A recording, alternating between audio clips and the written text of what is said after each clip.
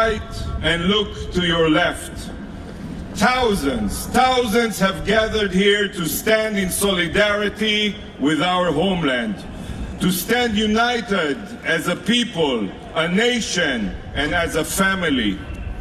I see before me an army fighting for morality and freedom, a family that surpasses borders, race, politics, and religion. From the moment that tragedy struck, I have not stopped receiving messages, emails, phone calls, and offers to help, to donate, and volunteer. Your love, compassion, and support deeply move every Israeli and strengthen our resolve.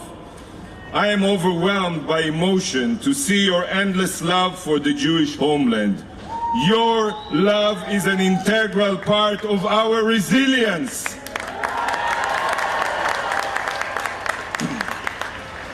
Dear friends, what we see here today in New York is a microcosm of what the state of Israel looks like.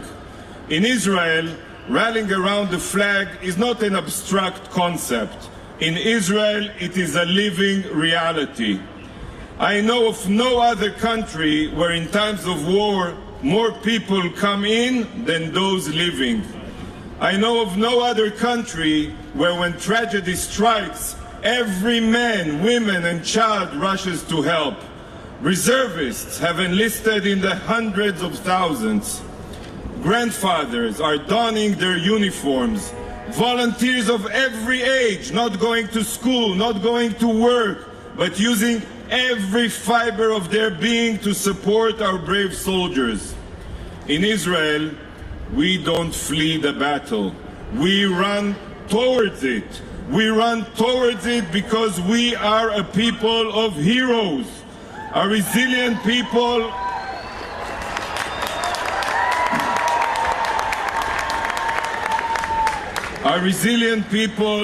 who put our lives on the line every day in defense of our homeland. Our enemies thought to exploit our division. They aimed to butcher us when they thought we are weakest. But they made a mistake. The Jewish people are not divided. The free world is not divided.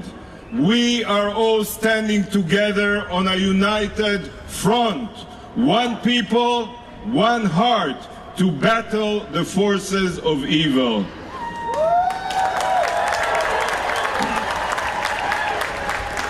We are standing together to obliterate the capabilities of these savage terrorists. We have all enlisted, each one helping in their own way to ensure that such atrocities will never be repeated. But friends, today, as humanity is shaken by the horrors that Israel endured, we have widespread support. Today, much of the international community stands in solidarity with Israel. But if history has taught us anything, we must all remember that the world is quick to forget Jewish agony. And it is precisely for this reason that right now Israel needs you, all of you. Now more than ever, Israel needs the unbreakable strength of our American brothers and sisters. We need you to help us ensure that all world leaders do not forget this atrocity. You must remind them that today it was Israel's children's blood that was spilled, but tomorrow it could be any country's child. You must remind them of this so that the support we see today only grows in the future. Hamas is not only waging a war against Israel. They are waging a war against America, against our shared values. They are waging a war against civilization.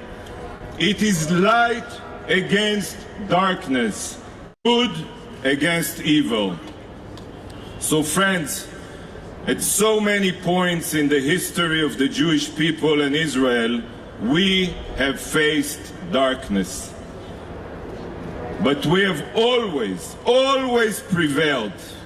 And I say to you here today, it is no different. This time again, we will prevail. Israel is here to stay forever. Am Israel Chai. Thank you from the bottom of my heart. Thank you.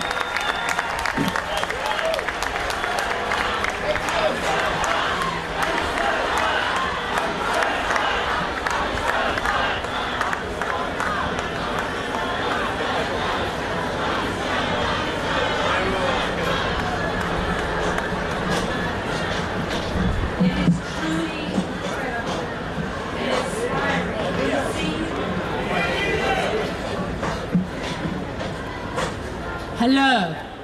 It is incredibly inspiring to see this amazing, amazing turnout.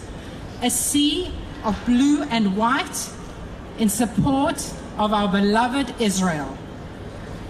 I am Linda Morel, President of UJA Federation of New York, one of the primary organizers of this event.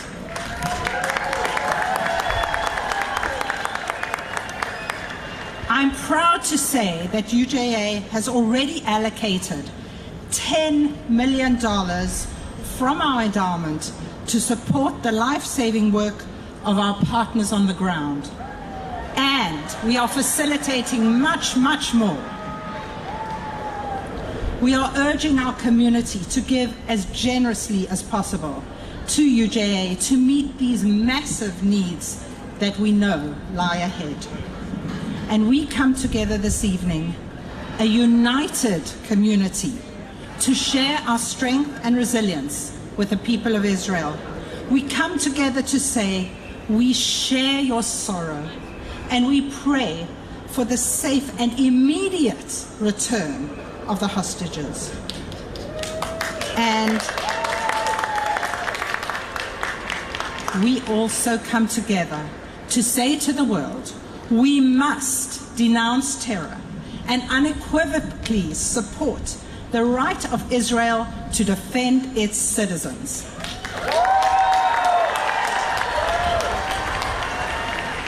And it's now my great honor to introduce a tremendous friend of Israel, Governor Kathy Hochul.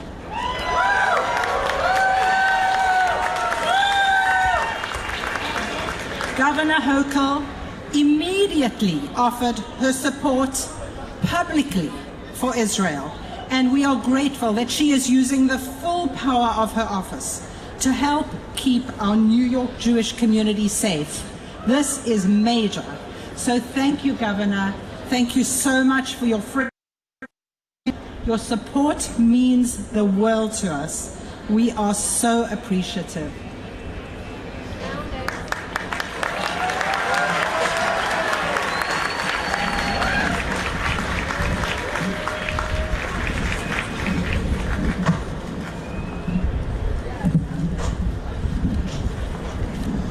Albert Einstein once said, "The world is in greater peril from those who tolerate or encourage evil than those who actually commit it."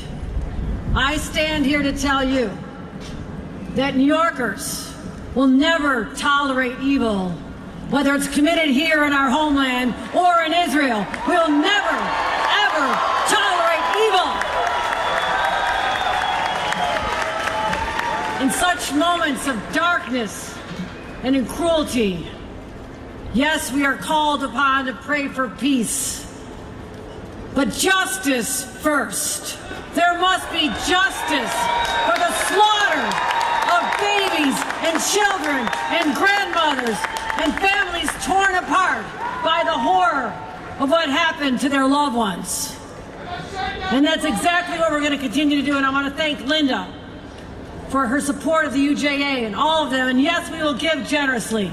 We must reach deep into our pockets because there are those who live far away but we are united as one family because New York and Israel will always stand together. And they need our help now, so be generous. I also want to thank Ambassador Erdogan, who we just heard from. Just a few short hours ago, I was with the ambassador in the Consul General in their offices, and we sat there together as we watched President Biden talk about how the United States will be there for Israel in good times and in bad. And that is important to have that commitment from our President, Joe Biden. I want to thank Noam Gilboard, the interim CEO of JCRC, and all the organizations. I'll be brief. People are experiencing deep, deep pain in our hearts. There are New York families who don't know the outcome of their loved ones at this point in time. This is not the end. This is just the end of the beginning. Because not only will we seek justice, we'll make sure that New Yorkers here in America, in our own state, are safe as well. You can count on our NYPD, our state police, our joint terrorism task force. We stand together to protect every single one of you. We'll continue to protect you. And I'll tell you, as governor of the state of New York, I am so proud to govern a state that has the largest Jewish population in the world outside of Israel. I'm proud of that. You're proud of that. We are all proud of that. And I'll continue to fight anti-Semitism every place it rears its ugly head. We will defeat evil right here in New York. Let's win this, everyone. Let's stick together. New York stands with Israel.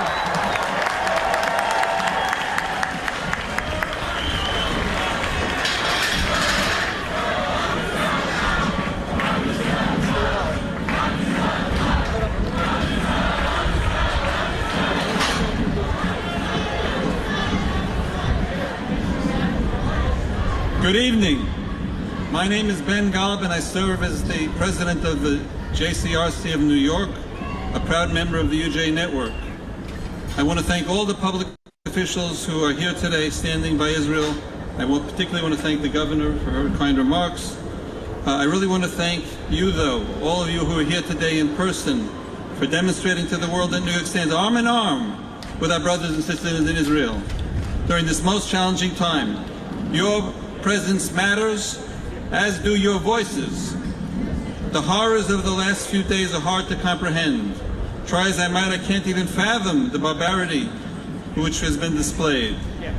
New Yorkers understand 9/11.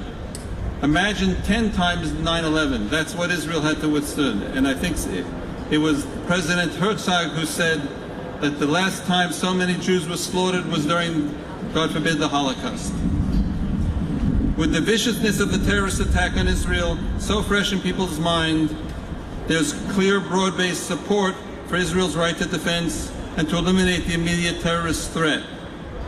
But I fear that as we go on for a prolonged period of time, a lot more innocent people will suffer.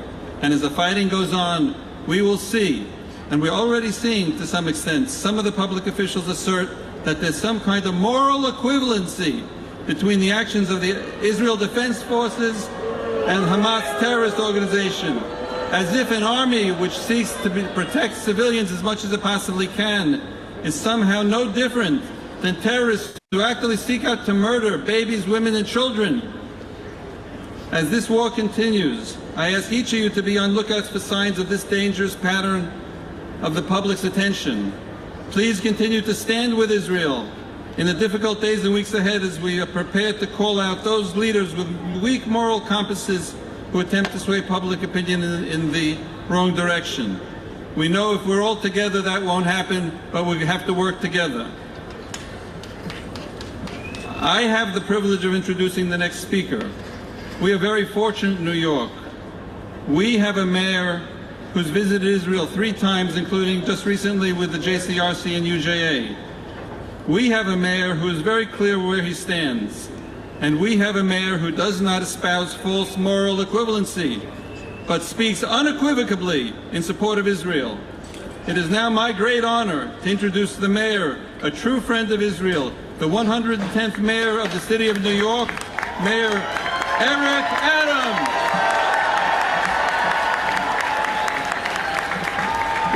Thank you.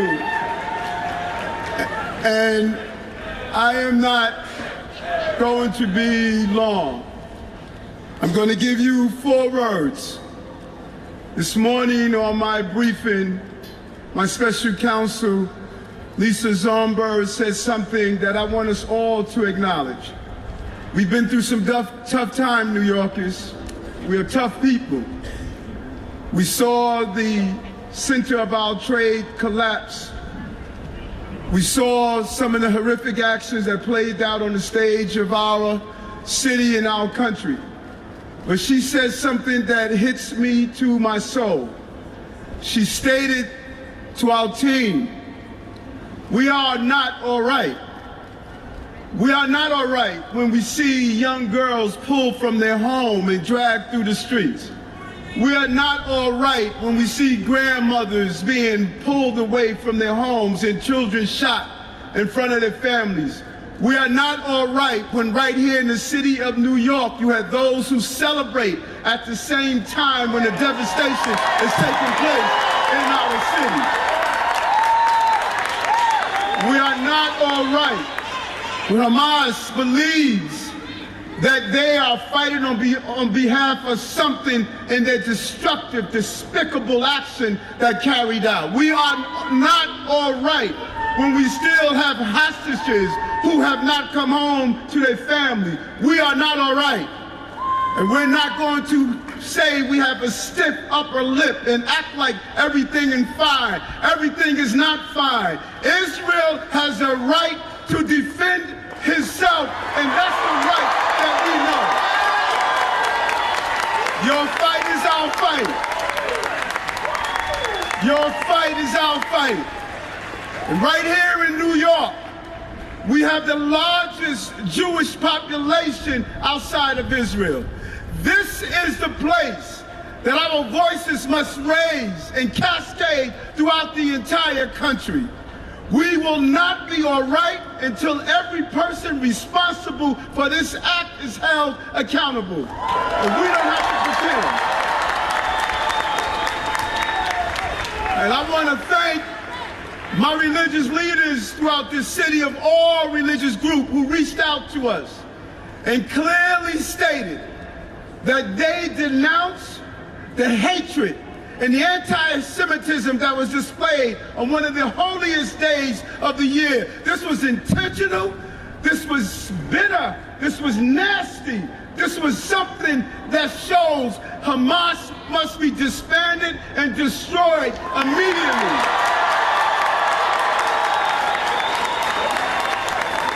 And so I say to you, I'm not here because I'm your mayor. I've been in Israel as the state senator. I protected the community of this city in general, but specifically the Jewish community as a police officer. I stood with you as borough president. And now I'm here today to say not only am I the chief executive of this city, but I'm your brother. I'm your brother. Your fight is my fight. That swastika not only displays the pain of anti-Semitism, it displays the pain of racism among African Americans. You marched with us with Dr. King. You stood with us with all the fights we had. And I'm saying we're going to stand with you and stay united together. And we don't have to be all right. We should be angry at what we saw. Thank you, Israel.